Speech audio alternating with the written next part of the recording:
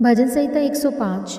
परमेश्वर और उसके लोग। यहोवा का धन्यवाद करो, उससे प्रार्थना करो, देश देश के लोगों में उसके कामों का प्रचार करो। उसके लिए गीत गाओ, उसके लिए भजन गाओ, उसके सब आश्चर्य कर्मों पर ध्यान करो, उसके पवित्र नाम की बढ़ाई करो। यहोवा के खोजियों का हृदय आनंदित हो, यहोवा और उसकी सामर्थ्य को खोजो, उसके दर्शन के लगातार खोजी बने रहो। उसके किए हुए आश्चर्य कर्म स्मरण करो, उसके चमत्कार और निर्णय स्मरण करो। हे उसके दास अब्राहम के वंश, हे याकूब की संतान, तुम तो उसके चुने हुए हो। वही हमारा परमेश्वर यहोवा है।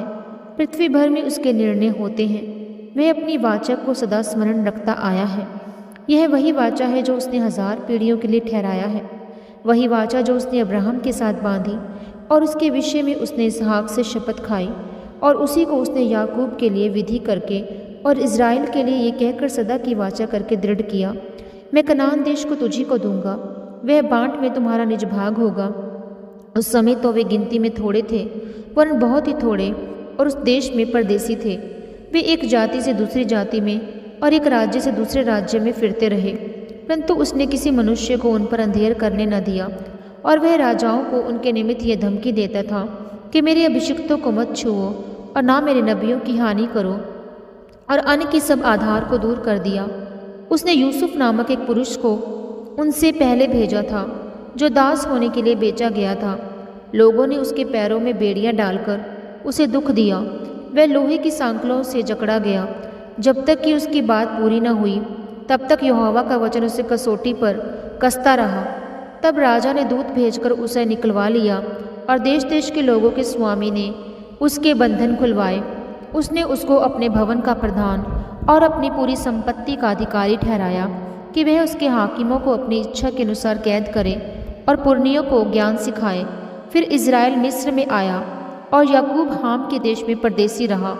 तब उसने अपनी प्रजा को गिनती में बहुत बढ़ाया और उसके शत्रुओं से अधिक बलवंत किया। उसने मिस्रियों के मन को ऐसा फेर दिया कि वे उसकी प्रजा से बैर रखने और उसके दासों से छल करने लगे। उसने अपने दास मूसा को और अपने चुने हुए हारून को भेजा। उन्होंने उनके लिए उसकी ओर से भांति भांति के चिन्ह और हाम के देश में चमत्कार दिखाए। उसने अंधकार कर दिया और अंधियारा हो गया, और उन्होंने उसकी बातों को ना टाला। उसने मिस्रियों के जल को लहू कर डाला और मछलियों को मार डाला। मेंढक उनकी भूमि में, वरन उनके राजा की कोठरियों में भी भर गए। उसने आज्ञा दी तब डांस आ गए, और उनके सारे देश में कुटकियाँ आ गई। उसने उनके लिए जल वृष्टि के बदले ओले और उनके देश में धधकती आग बरसाई।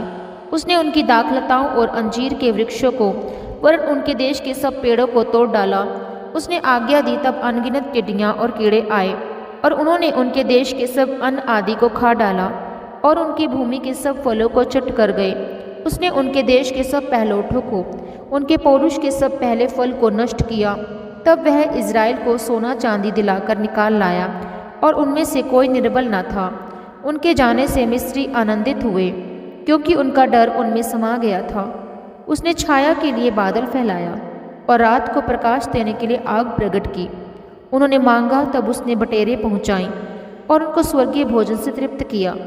उसने चट्टान फाड़ी तब पानी बह निकला, और निर्जल भूमि पर नदी बहने लगी, क्योंकि उसने अपने पवित्र वचन और अपने दास अब्राहम को स्मरण किया। वह अपनी प्रजा को हर्षित करके और अपने चुने हुओं से जय जयकार करा के निकाल लाया, और उनको जाति जाति के देश दिए, और वे अन्य लोगों के श्रम के फल के अधिकारी किए गए, कि वे उसकी विधियों को माने और उसकी व्यवस्था को पूरी करें। यहाँ की स्तुति करो। आमीन। God bless you all.